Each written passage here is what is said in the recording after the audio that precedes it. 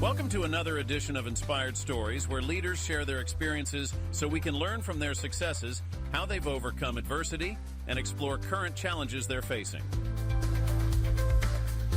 Welcome to another edition of the Inspired Stories podcast, where leaders share their experiences so we can learn from their successes, how they've overcome adversity, and explore current challenges they're facing.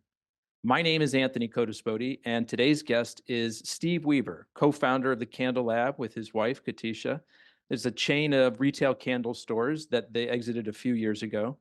And while their stores were amazing themselves, I'm also excited to dive into some details about a different business model that they used there at the Candle Lab that allowed them to leverage their expertise in a different way. And after successfully exiting the Candle Lab, they are now coaching other couples on how to run a business together. Today's episode is brought to you by my company, Back Benefits Agency, where we offer very specific and unique employee benefits that are both great for your team and fiscally optimized for your bottom line. One recent client was able to save over $900 per employee per year by implementing one of our programs. Another client is going to save over $1,200 per employee per year by implementing a different program, a patented construct that we offer. Results vary for each company, and some organizations may not be eligible. To find out if your company qualifies, contact us today at addbackbenefitsagency.com. Now, on to our guest, Steve Weaver, co-founder of the Candle Lab. I appreciate you making your time to share your story today. Thank you for having me. I'm excited for this conversation. So, tell me, how was it that you and your wife came to be the proud owners of a chain of candle stores? How did that come about?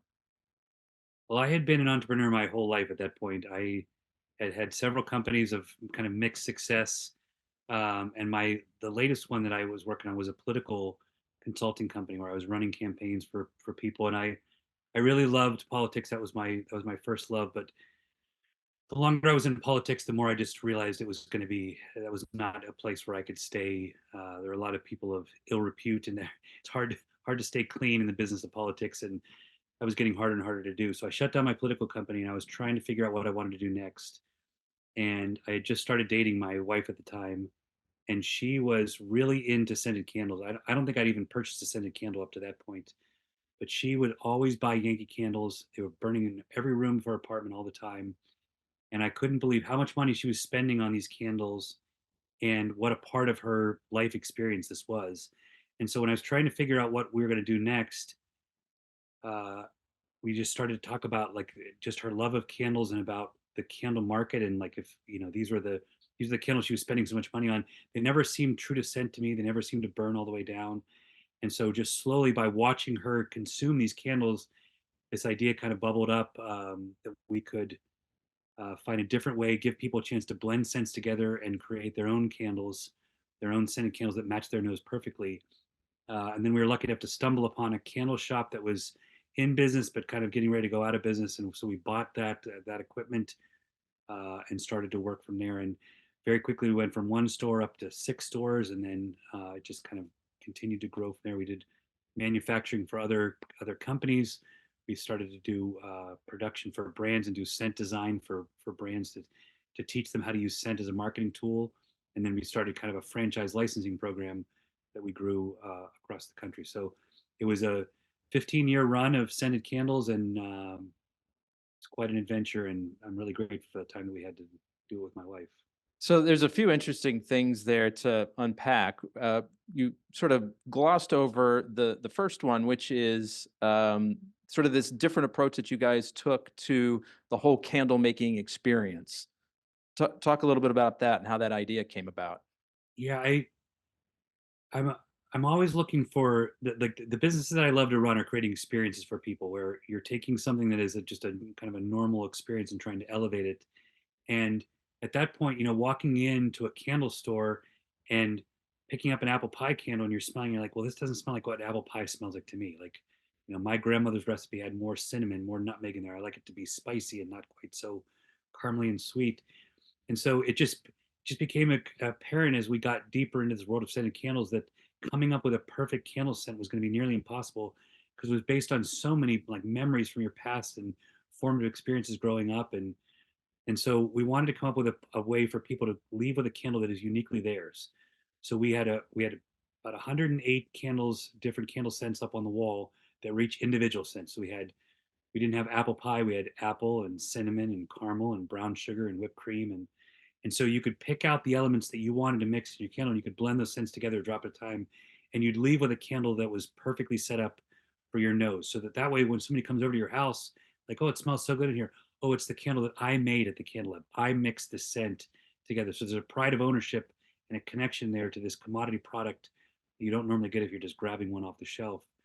And then as people learned to make candles that way, then they wanted more products. So then we would slowly expand into bath and body products and room sprays and reed diffusers and body scrubs and body mists. And so it eventually became pretty much any scented thing in your house. You could come and blend those things together.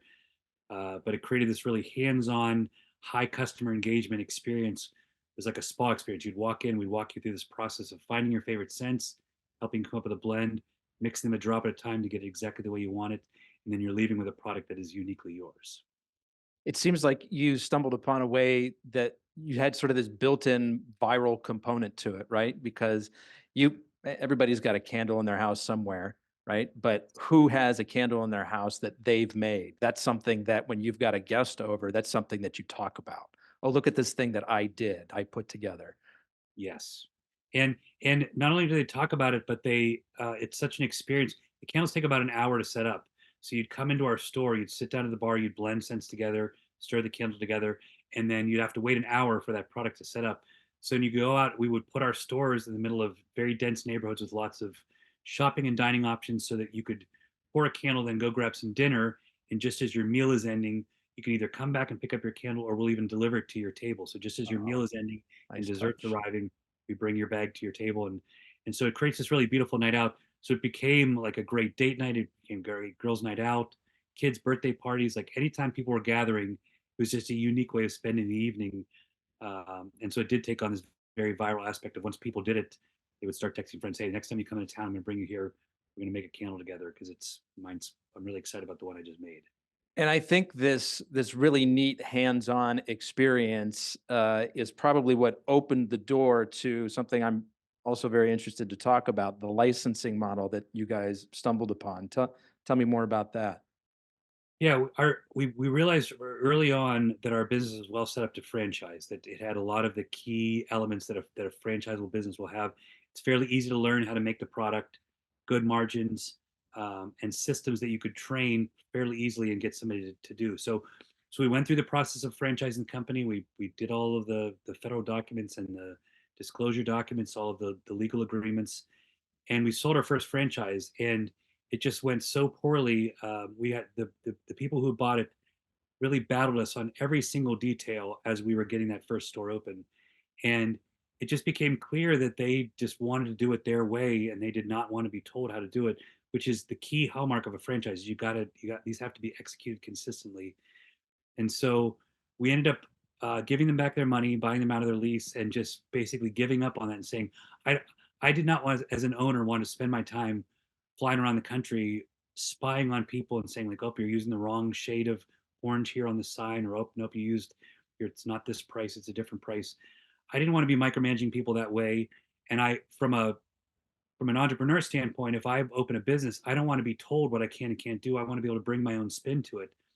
So we'd kind of abandoned it and given up on it, and then we were lucky to run into the folks from Crimson Cup Coffee, which is a local coffee roasting company here in town. They have a couple of their own coffee shops, but they're mostly a coffee roaster. And so if you want to open up your own coffee shop, you can come here to Coffee College. You spend 3 or 4 days at their training facility, and you're learning how to make the drinks, how to set up the kitchen, how to negotiate a lease, everything you need to know to open up your own business. Then you go back and you open up your own independently owned, independently branded coffee shop, but you're using Crimson Cup's coffee and their model. So there's at the time that we met with them, there was 400 some coffee shops around the country that are all independently owned, independently branded, but Crimson Cup is supplying the coffee and the other supplies and coaching and mentoring them from behind the scenes. And what was beautiful about this model is you don't have to be enforcing consistency. You're coaching the best practices, and then those businesses can choose to follow them or they can choose to make their own mistakes. And so you don't have any of these kind of control and quality standards concerns that you get with a typical franchise model. So we adopted a version of this, and if anybody that wanted to open up a version of our store, they would come, they would spend some time with our staff. We would go and train them in their place, help them set up their store, help them find the right retail location, and then hire the initial staff, train them. We'd work their grand opening for them, then they're off and running. So we had 38 of these licensed stores around the country. That if you're a customer of ours and you traveled to, let's say, St. Louis, and you visited the Candle Fusion studio, they're like, boy, this feels a lot like a Candle Lab, because we've trained them in the system and given them the business plan, the marketing plan. But because they're independently owned, that person can charge what they want. They can be open whatever hours they want. And if they get a bad review, it doesn't blow back on the corporate brand. It's just their concern. So I'm insulated from some of the mistakes that they're making, but able to be coaching and mentoring them from a distance. And this was, I have always considered myself a coach. I love to coach, and so this was, I much preferred being in this coach cheerleader role versus like micromanaging every detail that you have to be if you want to be a good franchisor. Now, in a traditional franchise model, you get the advantage of charging a fee up front, and then you get traditionally some percentage of sales on an ongoing basis. In a licensing model, how did that revenue work for you? Is it the same kind of structure? No, so we didn't charge royalties. Most of what we got paid on was, there's a training fee up front where we're walking you through the process of, like, I'd like to open up my own store till open for business. So there was a training fee to get all of that process. And then they were permitted to order supplies from us, but they weren't required. You can't require somebody to buy something from you if you don't have a franchise. So if they got to choose if they wanted to purchase our supplies from us. And what that allowed us to do, most of them ended up doing that. It basically created a buying co-op where instead of buying a pallet of wax, I could now buy a truckload of wax, because I had my 6 stores plus the 38 partner stores all pulling from this same truckload. So I could cycle it through better. So by buying in bigger bulk, it allowed everybody's margin on all their candles, both for our stores and for the partner stores. The margins just kept getting better as we added more stores and were able to buy in bigger bulk. As soon as we went from buying our fragrance oil in 1 gallon size up to a 55-gallon drum, the price dropped significantly. So each of those, as the network grew, our margins got better, and it was easier for everybody to make money. So it was kind of a rising tide lifting all boats, and we could pull the best practices. When somebody would try something that would work in one of the stores, we would capture that and spread it out to all the stores. So everybody is innovating um, around the business and then sharing information back, because the more candles that everybody sells, the more supplies we can buy in bigger bulk, and the better everybody's margins get. So create this really beautiful tribe that was sharing information and helping one another, sharing supplies, sharing ideas. And it was just a beautiful way that matched the way we wanted to allocate our time. There's no question we made less money by not franchising, because we didn't get the royalties, we don't get all the revenue streams you normally get, but it was significantly less hassle, and we just enjoyed it. Was how we wanted to spend our day, was helping these people not make the same mistakes we'd made, but then if they wanted to do something that we didn't agree with, they were free to do that, which is, that's how I'd want to be treated as a business owner. And it was fun to be able to do that for them. Let's talk about some of the mistakes that you made along the way. I mean, the way that we've talked so far, it just sounds like this up and to the right kind of journey. We've started with one store, we went to 6, then everybody loved the concept, and we had these 38 partner stores, but clearly there's a lot of junk in between there. Yes. Yeah, I mean, most of the pitch when we were talking to those, to potential partner store owner, is, you are paying us so that we can stop you from making all the dumb mistakes that we have made up to this point. You're welcome to make new ones. You can invent new ways to screw this up, but you're going to learn from our experience. We ended up with 6 of our own stores, but I actually opened up 9 stores. I closed 3 of them, and so along the way, the first couple ones we opened were very successful. Then we opened up a couple that just we were not as thoughtful about where to put them, and so every time we'd open up a store, run it for a year and a half, and then close it, we were getting smarter at, what does a neighborhood look like that can support this concept? What do we need to have around us? What are the pieces to have in place? What are the demographics of the people that we're looking to serve? And so every one of those store closings made us smarter, so that we could then fly to one of the city where one of these was going to open, we could walk a neighborhood with them and say, you don't want to put it right here, you want to put it right here, and here's why. Like we used to have a store in a similar spot like this. Nobody goes down the alley to find it. We need the frontage on the main drag, and so we just sharing all of those experiences. Um, and so a lot of it was around real estate, like picking the best neighborhoods, picking the best flow, and then just a lot of marketing mistakes. We did a big Mother's Day sale, and well, Mother's Day is one of our biggest days anyway, so we just buried our staff in this Mother's Day sale.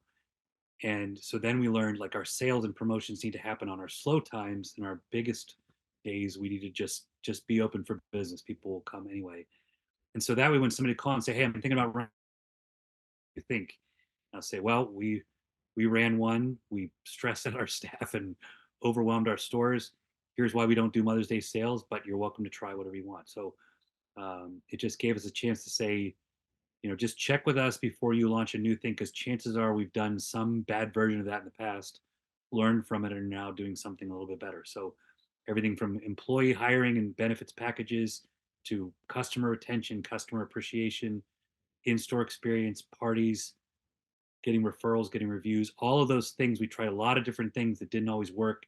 And then we'd eventually settle on a winning thing, so that when you were a partner store owner, you would just say, here's the marketing plan and the business plan that has been hard won with a lot of mistakes and a lot of wasted money to get to this. So you don't have to do that. I imagine with a business like yours with multiple locations that you and your wife can't be at all the time every day, that personnel issues have got to come to the forefront in a pretty big way. Hiring good people, finding good people, keeping an eye on the people who are maybe a little bit, on the edge of being good. Talk to me Yes. about some of the challenges that you faced there and how you overcame them.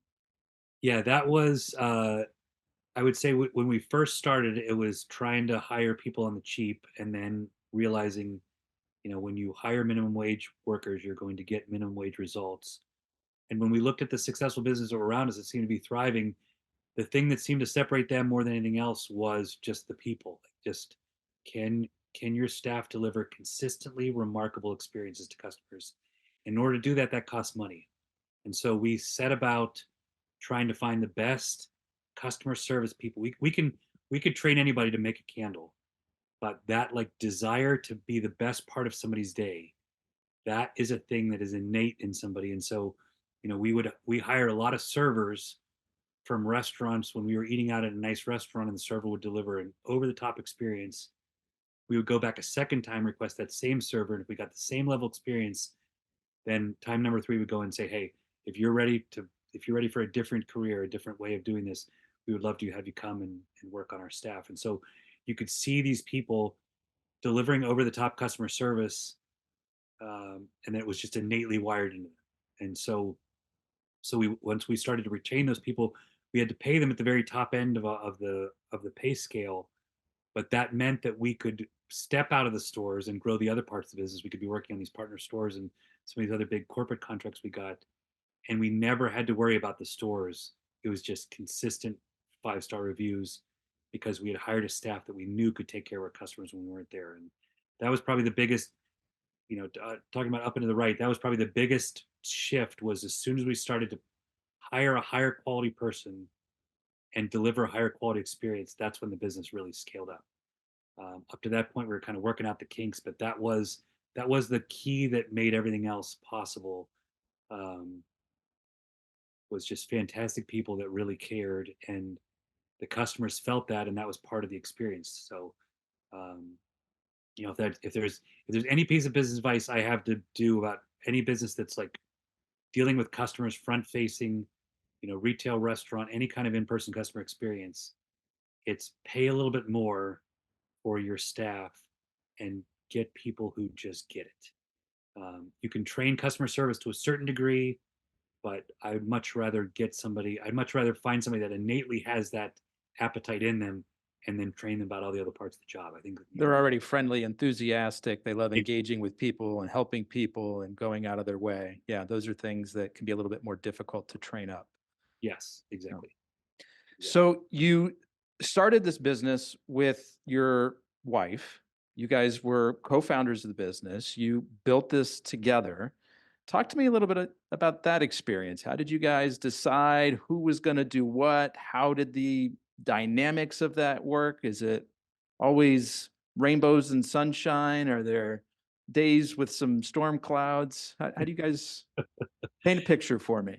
Yeah. I mean, I will say that I love the experience. My wife would give you a different answer. She would tell you that probably she would probably not recommend doing it with your spouse. The hardest part is also the best part, which is on the days when you get a big win, you are both in celebrating. You both can take ownership of that. You both can like really feel like you had a great day. But then the inverse is true. Like when things go in the ditch and you're having a bad day and things are getting rough, normally you can just come home and share about, what happened at work today with your partner, and they can, hold space for that and listen to you talk and vent.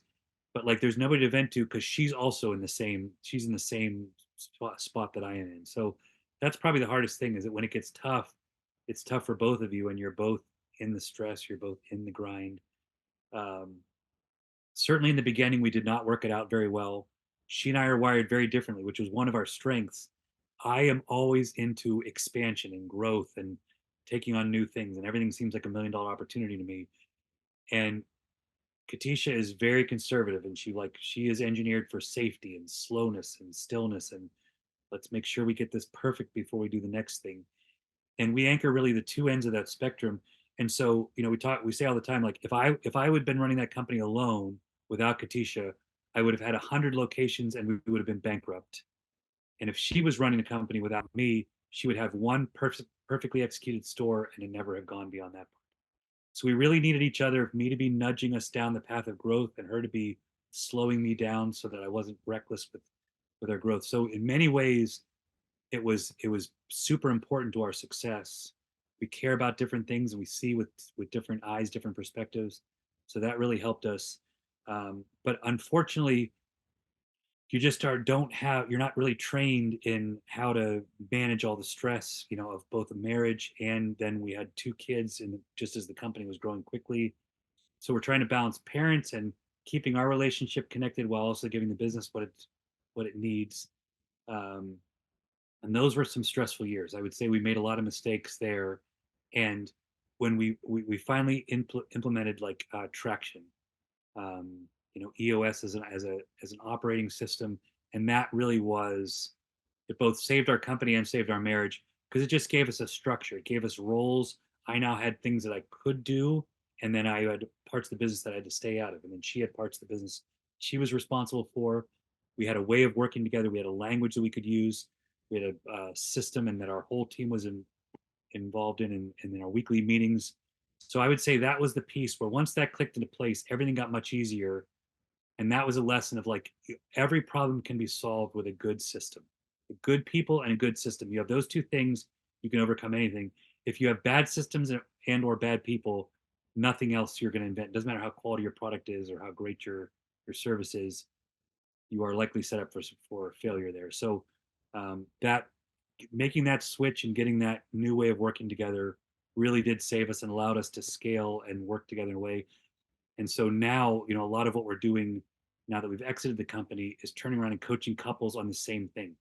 It's a little bit of life coaching, it's a little bit of relationship coaching, it's a little bit of business coaching, because those three things are all blurred together when you're a couple that owns a business together. So So, talk a little bit about that decision to exit the Candle Lab and start on something completely new. What was sort of the driving force behind that? yeah, we've been doing it. We've owned the business for 15 years, and up to that point, like about 6 or 7 years is about the longest of any of the companies I'd had up to that point. So there's partly just attention span thing of like, okay, we've done all we can do here. Um, we had a very successful one of our licensees that had been growing quickly, and they were looking to expand, and it was just perfect timing. They were looking to expand into a new city just at the time when we were starting to consider getting out. So we sold our stores to them. They rebranded under their brand, and so it's the stores have kept going, and it's perfect alignment because we didn't have to stick around and train them. They'd already been doing this business for years. Um, but also it was our kids were getting to a little older.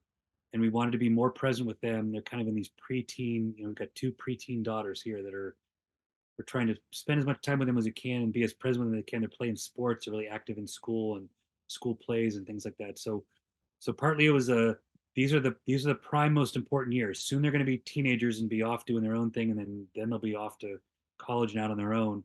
So this is kind of the last window we have to really spend some quality time with them. And it had been 15 years of some pretty hard work. There was a lot of grinding, a lot of like making things happen. We're a seasonal business, so November and December was really busy. So right when everybody's having holiday parties and spending time, we're at our busiest time, and so we were just ready for it to slow down a little bit and for us to be more connected to family. But also, we both love coaching, and so the chance to like we spent so much money trying to figure our own company out and our own relationship out. We spent a lot of like therapy and business coaching and relationship coaching, just trying to get the skills we needed in order to the business was successful as long as we didn't get in the way of it. And so we had to do a lot of healing and a lot of work on our relationship so that our dynamic there did not get in the way of the business. And so now to be able to turn around and working with couples and helping them chart that same path feels like, okay, we went through all that for a reason. We made all the mistakes so that we could turn around and help other people. And we invested all that money in all of that growth and learning, and it would be a waste to have that just die with us. So to turn around and just be able to let those teachings get a little bit more mileage by helping other couples has been a lot of fun.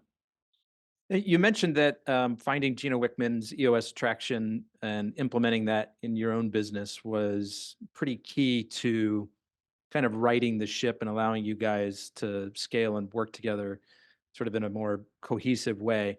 Did you find that you drew a lot from the EOS traction framework as you started to build your coaching business and helping other couples to sort of find their way?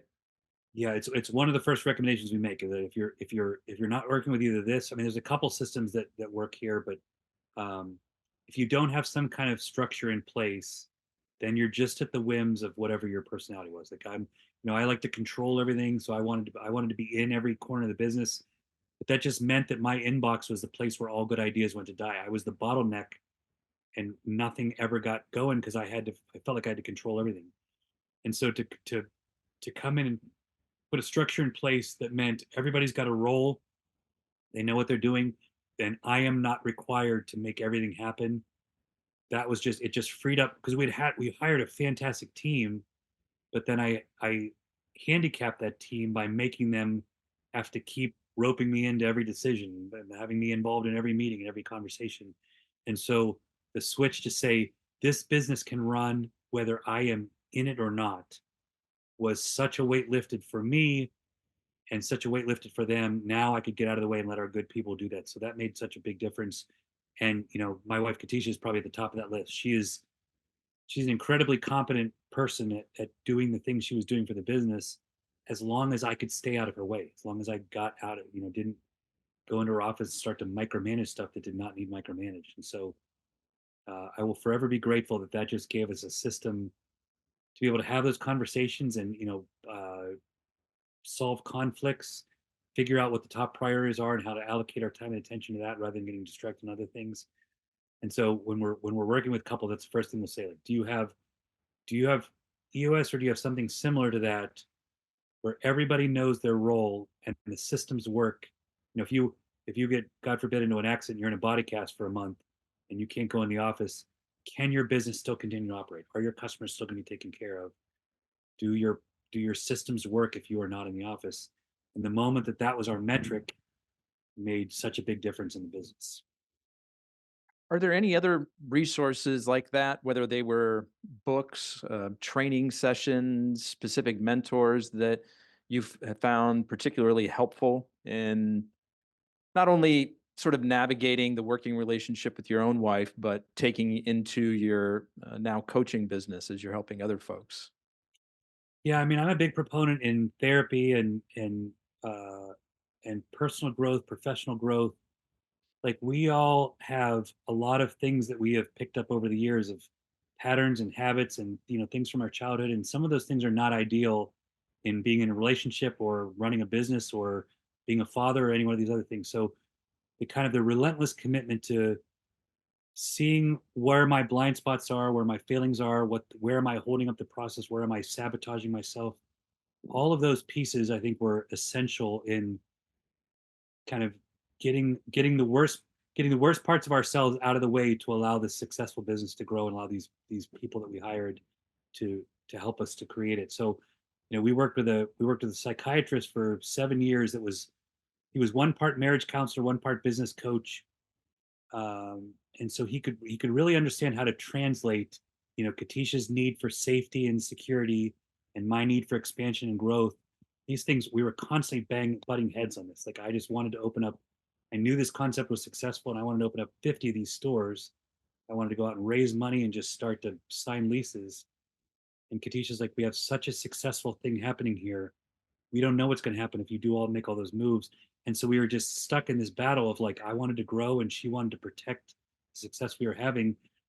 And we just really had no ability to have that conversation in a productive way until we got somebody that could help us translate that and say, here is what Katesha needs in order to feel safe moving forward. Here's what Steve needs in order to feel like there's a thing to get up in the morning and show up to the office for. Like, I can't work in stagnation. I need to feel like we're accomplishing and growing and achieving, but I have to do that at a pace that my wife's central nervous system can handle and that my employee's central nervous system can handle.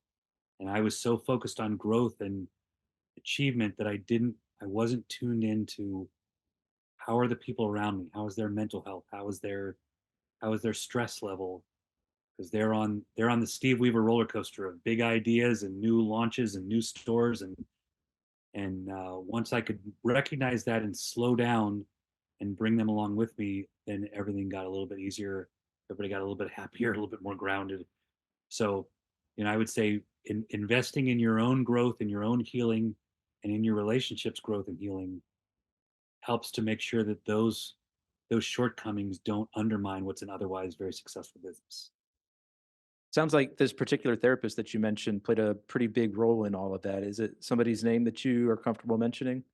I will. Doug Brackman, Dr. Doug Brackman. I will forever be grateful for his help in this space. He wrote a book called Driven that really does, like, if you've got that entrepreneur mindset where nothing's ever good enough and you always have to be growing and creating and scaling, I cannot recommend that book more completely, because it just gives you a picture of why you're wired that way and what to do about it, and also how to protect those around you and your business from those feelings. Like, we had a very successful business, and it was very hard for me to just leave it alone and let it just be successful.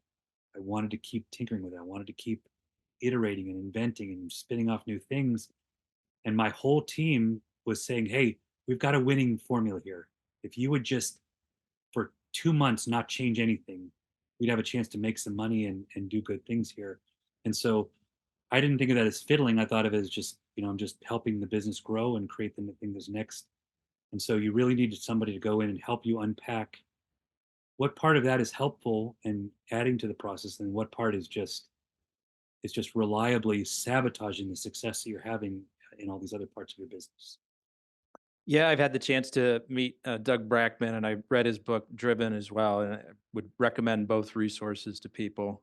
We've talked about traction for a bit, and we implemented that in one of my businesses, and I'll give two thumbs up to that experience as well. I think those are some really great resources that you shared. Curious to hear from you, Steve. Where do you kind of see your professional path going in the next few years? Is it whatever comes my way kind of a thing? Is there a goal in mind? Where do you see yourself heading?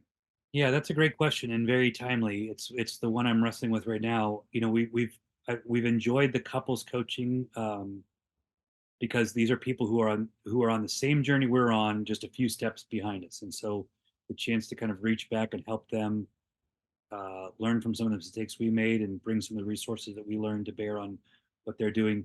So I really enjoy this couples coaching. We're going to keep doing it for a while because it allows us to just take a look at the whole thing. It's not just business coaching. Like, what are the problems that you're having in your relationship that make running this business together more challenging, right? You can't import all of your problems from home into the business, but those come along for the ride every morning.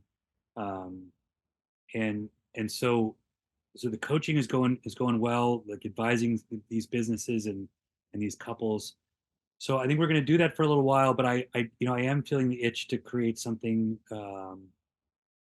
It's been a nice 3 year break, but and the coaching is fun, but there's nothing like creating on your own and just building something. And so I'm starting to get that itch, but there's things are happening so fast right now with AI changing just about every possible industry that it's really hard to like find a spot where you can land and be like, all right, I think I'm going to make this move here in this space because I have a good sense of where this is going. So this is just kind of a very interesting time. I'm really enjoying just kind of watching everything unfold. I'm digesting a lot of books, a lot of podcasts, talking to a lot of smart friends um, about what they're excited about and where they think things are going.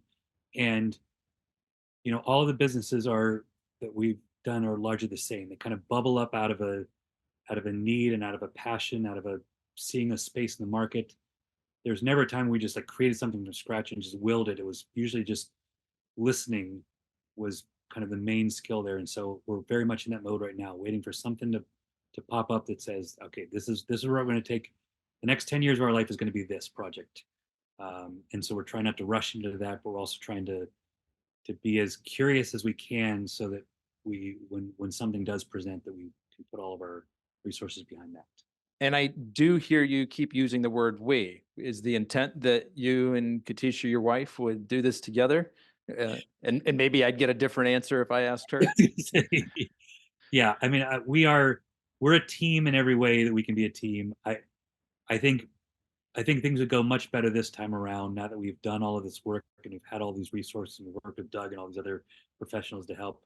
Um, but when you're like, if you hire just me as a business coach, I'm going to be pushing you to grow and expand. And I love having Katesha's voice there of saying, "Hey, 3 more locations may not be the best interest of the lifestyle you're trying to create. It might be the best for your top line revenue. It might be the best for moving your company into positioning for a private equity buyout or something. There's a lot of good reasons why growth might be, but is it getting you closer to the life you want to live? And that's something I really love about Katisha and her perspective is she really does think of work as something that serves and allows you to create the life you want to do outside of work. Um, and so I'm hoping that whatever we do next we do together because we're a much better team than we are separate, and I am much more likely to be successful if I've got her by my side helping to helping to slow me down and get me to Even you just out a little bit. yeah, just take a deep breath and is this really what we need to be doing right now? um, so I'm hoping it's together. We'll have to wait and see what the ideas are fully settled on that yet. All right, to be determined. Well, Yeah. Steve, I want to thank you again for taking the time to share your story with us today. Can you tell us, anybody who's interested, how can they get in touch with you? Yeah, that's a great question. So we don't really even have like a website or a social media presence for the coaching. A lot of the coaching really comes to us just by friends and referrals. But I'll give maybe we can give my email in the show notes. And if anybody has any questions about anything that we talked about today, or wants to go deeper on the licensing business model, or talk about coaching, anything like that, just send me an email. Be happy to reply, and we can hop on a call and just talk about where you are and what you're seeking. I love doing this. I love talking with people who are on this entrepreneurial journey. It's such a unique